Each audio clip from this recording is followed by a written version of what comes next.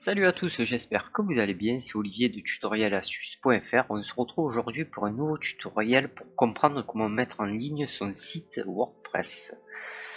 Alors, il faut savoir que dans ce tuto, je vais faire la migration du site local à Internet manuellement. Je ne vais pas utiliser d'extension. Pourquoi?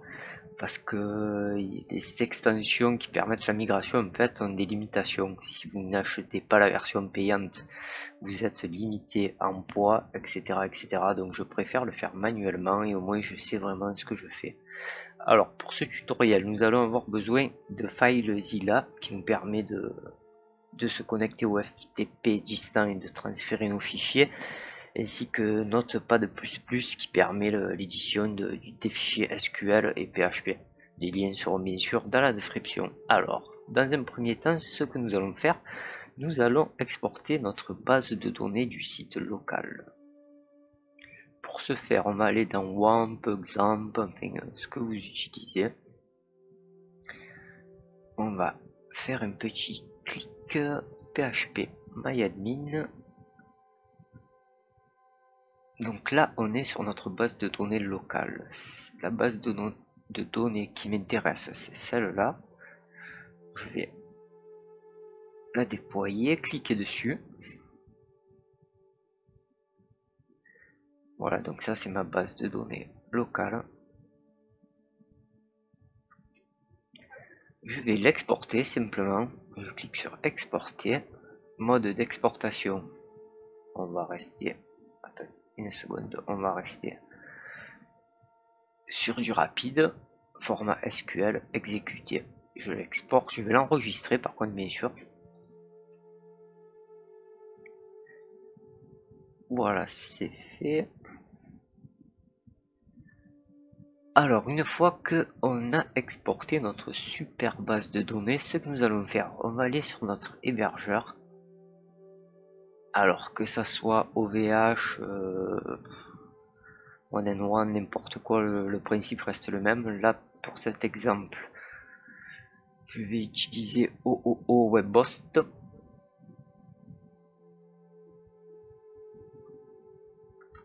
Je me connecte rapidos.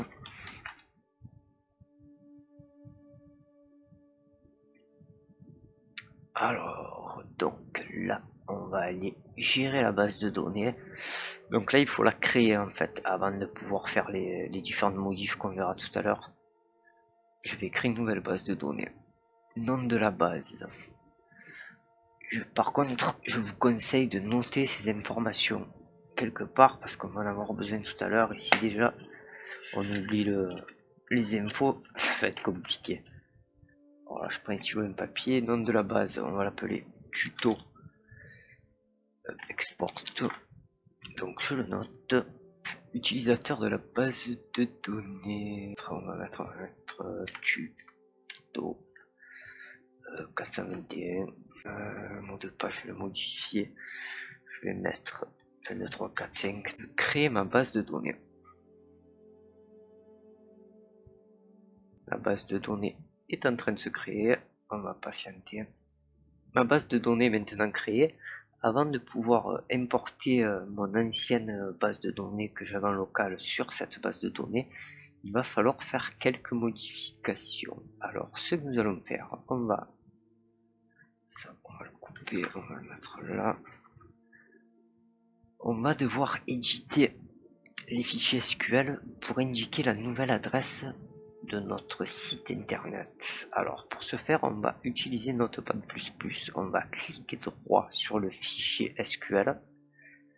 On fait ouvrir Edit with Notepad.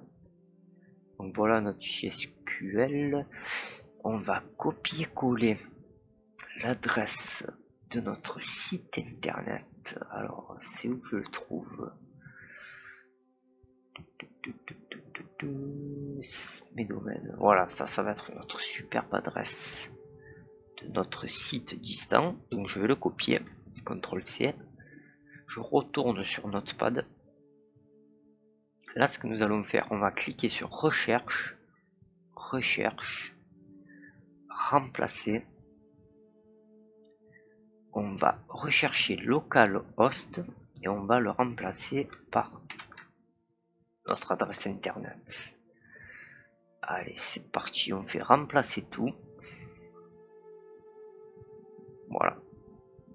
Il y a eu 41 modifications qui ont été remplacées, donc localhost par l'adresse internet. Ce que je peux faire, je vérifie un truc. Je vais dans recherche, je recherche localhost. Il n'a pas été trouvé, c'est parfait. Je vais juste taper notre adresse, voir ce que ça donne. Voilà, là ça a été modif, nickel. Nickel. Bon voilà, ben apparemment c'est parfait. C'est parfait. Maintenant ça je le ferme. Il faut sauvegarder bien sûr le fichier. Enregistrer. C'est fait. Là on peut fermer Notepad. Maintenant, je vais me connecter sur la base de données de l'hébergeur distant pour pouvoir transférer la base de données qu'on vient de modifier. Pour ce faire, alors chaque hébergeur a son petit truc différent, mais généralement, il vous envoie toutes les infos par mail lorsque vous prenez l'hébergement. Là, je connais pas trop le système. On va essayer. Ah ben voilà, je suis connecté. Donc ça, c'est la base de données où on va importer nos fichiers. Je vais le noter, j'ai noté l'info, le nom de la base de données. Là, ce que je vais faire importer. Fichier à importer, parcourir.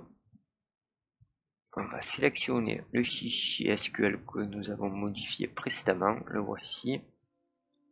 Importation, tout ça on ne touche pas, c'est parfait, exécuter.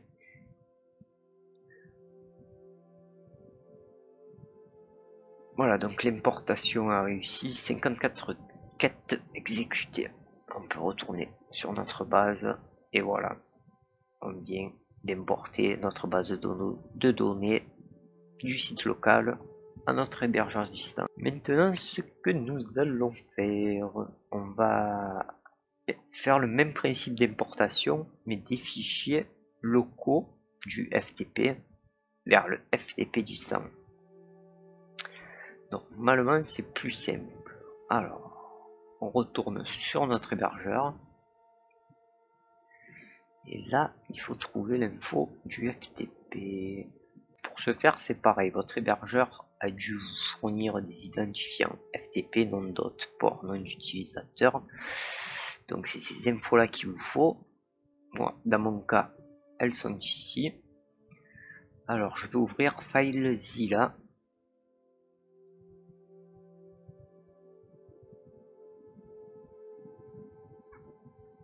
Et je vais indiquer les informations que mon hébergeur me fournit pour m'y connecter. Alors le nom d'hôte, on va le copier, coller, tac, hôte c'est ici. L'identifiant, le voilà. Le port c'est le 21 comme d'hab. Ensuite, qu'est-ce qu'ils me disent? Le mot de passe, même que le mot de passe de votre site internet. Ouh là là, j'espère m'en souvenir.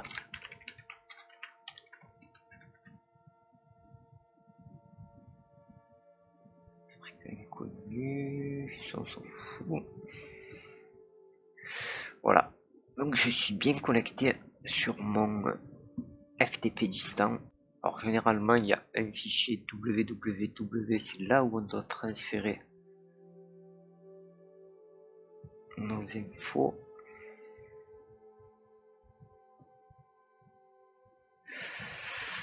Bah écoutez, je vais tout supprimer, on va tenter le truc comme ça.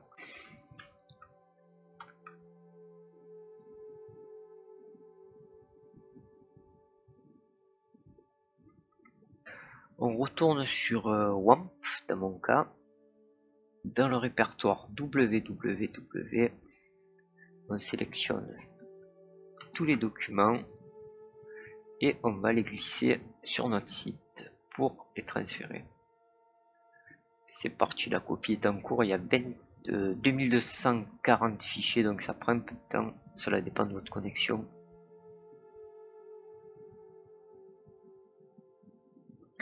Le transfert est toujours en cours. Là par exemple j'ai eu un transfert échoué, ça arrive. Donc ce que je vous conseille de faire, c'est un clic droit sur le filet ou le fichier qui a été un échec, et on fait réinitialiser, replacer tous les fichiers dans la file d'attente. Comme ça le remet en file d'attente. On arrive sur la fin de notre transfert de fichiers. Apparemment tout s'est bien passé. Une petite remarque, si jamais une fenêtre s'ouvre et vous demande est-ce que je dois remplacer cette image par cette image, vous faites remplacer. Personnellement c'est ce que je fais tout le temps et j'ai jamais eu de soucis. On arrive sur la fin. Voilà, c'est terminé, tous les fichiers ont été transférés avec succès, donc on vérifie bien sûr le transfert échoué, on n'a rien du tout. Transfert réussi, on a tous nos fichiers, donc on est parfait. Il ne nous reste plus qu'à modifier le fichier wp-config.php et vérifier le fichier htaccess. Pour ce faire, on va les déplacer sur le bureau. Hop là, on va les mettre ici. Les voici.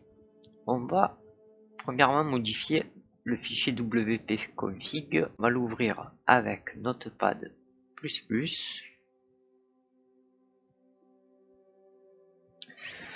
Donc là où on va devoir modifier, ça va être ici. Ces 4 lignes. Pourquoi? Parce qu'en fait, là, ils sont paramétrés par rapport à votre site local et non par le site distant. Donc pour ce faire, on va ouvrir, voilà, on va ouvrir la page de notre hébergeur. Généralement, par exemple, si votre site est chez OVH, ils vous enverront un mail avec toutes ces infos. Alors, le nom de la base de données, il est ici. On le copie. On va dans notre fichier config, nom de la base de données. Et on le colle. Voilà, ça c'est OK. Ensuite, l'utilisateur. Le nom d'utilisateur, il est ici. Copier. Coller. Mot de passe. Moi j'ai mis 1, 2, 3, 4, 5. L'adresse de l'hébergeur. Alors ce qui est bizarre sur ce site, l'hôte de base de données c'est localhost. Ne me demandez pas pourquoi. Donc on reste sur localhost. Si je fais ça,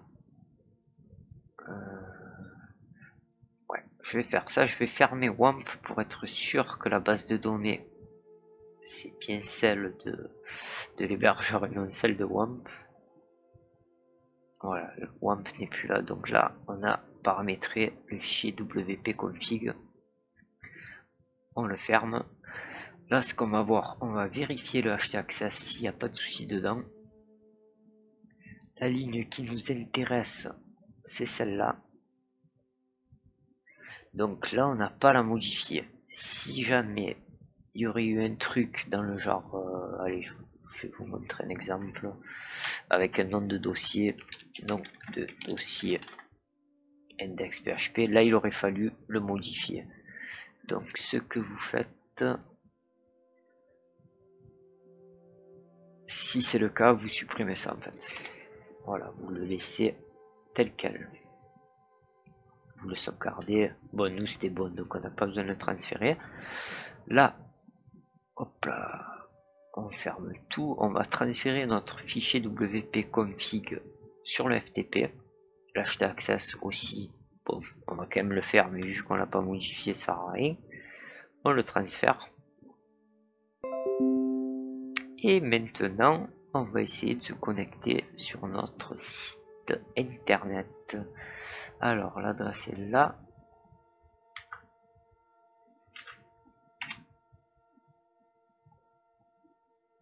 Et voilà, on est bien connecté. Donc, WAMP est fermé, je tiens à vous le montrer. C'est que la connexion se fait bien à la base de données. C'était bien notre site qu'on avait en local. On va essayer de se connecter à l'administration. Si vous n'avez pas de lien pour l'administration, vous faites /wp-admin.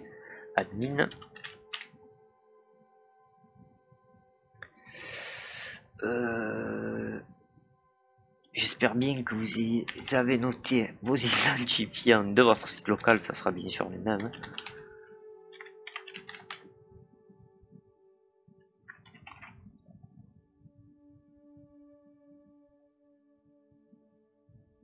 Donc comme vous pouvez voir, on est sur notre console admin, sur notre site distant. Je vais juste faire un petit test d'article. Ça c'était notre article du tuto précédent.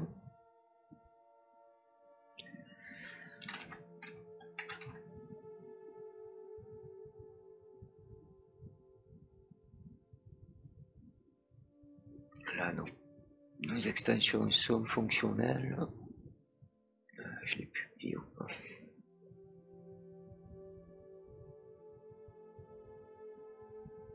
Article publié. On va voir notre article.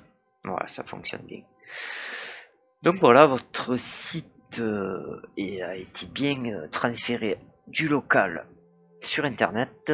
Si vous avez des questions, n'hésitez pas à me les poser sous les commentaires de la vidéo YouTube ou sur notre site tutoriel-astuce.fr. Je vous invite aussi à mettre un petit like sur la vidéo si cela vous a plu et n'hésitez pas à vous abonner à notre chaîne YouTube pour suivre notre aventure dans le monde des tutos et des astuces. Je vous dis à bientôt et bonne création, à plus.